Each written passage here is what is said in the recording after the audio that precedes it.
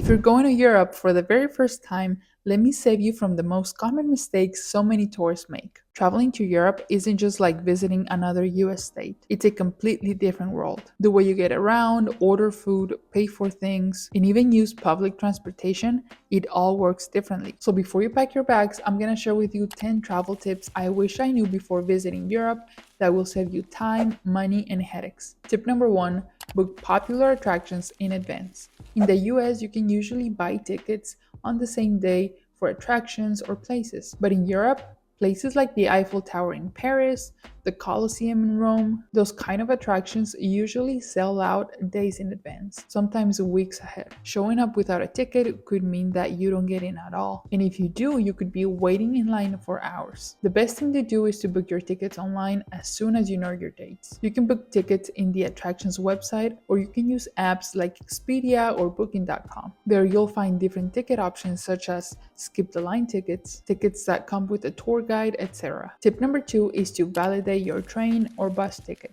In countries like Italy, France, Spain, your ticket is not valid until you actually stamp it. Here's how it works. If you buy a paper ticket from a kiosk or ticket counter, you'll usually see small machines near the station entrance or the platform. They might be yellow, green, or white, depending on the country. You will insert your ticket into the slot and the machine stamps it with the date and time. The stamp proves that you're using it for that specific trip, and this prevents people from reusing it again. For mobile tickets, check if they require a QR scan before boarding. Always check the instructions in your confirmation email or on the ticket itself. Tip number three is to pack light and compact.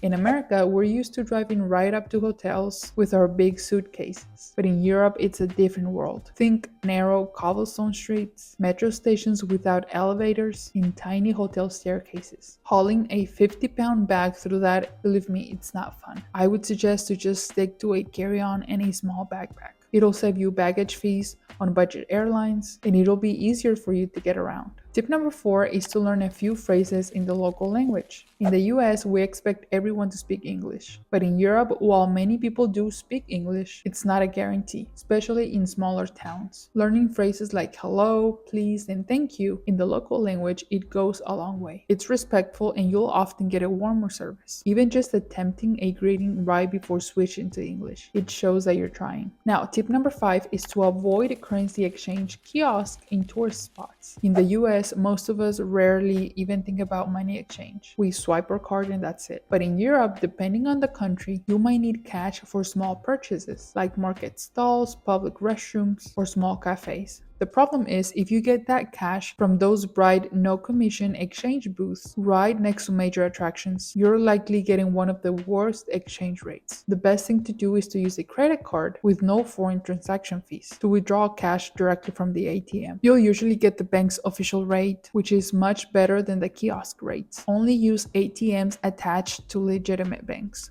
Avoid the ones inside convenience stores or tourist shops. When paying by card, always choose to be charged in the local currency, not in US dollars. The screen might say something like, "Would you like to pay in US dollars?" It sounds helpful, but it's a trick. It's called dynamic currency conversion, and it usually adds hidden fees. One more tip, if you know you'll need cash, withdraw it in one go instead of making multiple small withdrawals. Some banks charge per transaction, and those fees can add up quickly. Tip number six is to eat away from major landmarks or attractions. In America, you can find decent food places next to a big attraction. Sure, it can be a little bit pricier, but the quality is still there. In Europe, that's rarely the case. Restaurants right on the main square or beside the famous sites often have higher prices, and the food is not good at all. The best thing to do is to walk 5 to 10 minutes away from major attractions to find better, cheaper, and more authentic meals. A good sign of a local spot is restaurants that have menus without pictures, and locals, not just tourists, at the tables. Tip number seven is to wear comfortable shoes.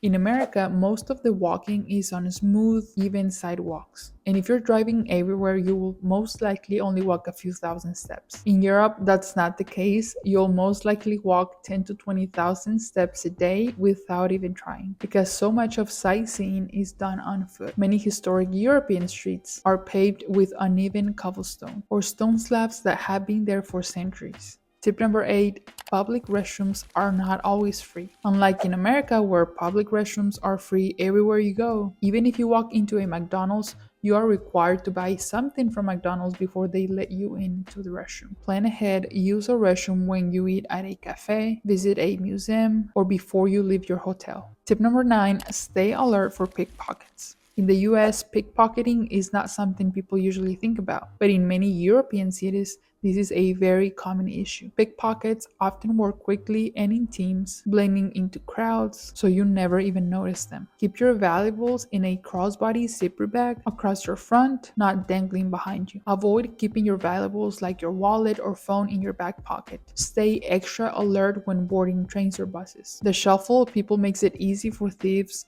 to slip in and out without being noticed. In cafes or restaurants, never leave your phone on the table or your bag hanging on the back of your chair. Tip number 10, don't overstuff your itinerary. A common mistake is trying to do more than 3 big attractions all in one day. You'll spend more time in transit than actually enjoying where you are. Europe rewards slow travel. You notice the small details: the morning cafe routine, the way locals greet each other, the markets tucked away down the street. That's what really sticks in your memory, far more than a rush checklist of famous attractions or landmarks. And a bonus tip, which is something I wasn't aware of, which is super important, is to buy a universal adapter. Europe doesn't use the same power outlets that we use in America. They use Type-C or Type-F plugs. Buy universal adapters so your devices can physically fit on the outlet. I got mine from Amazon and they were great. I hope these tips help you better prepared for your upcoming trip to Europe. And if you're still in the planning stage, you're still gathering the stuff that you're gonna need for your trip, whether that's clothing, must-have essentials, make sure to check out my last video where I share must-have essentials you absolutely need for your next long-haul flight,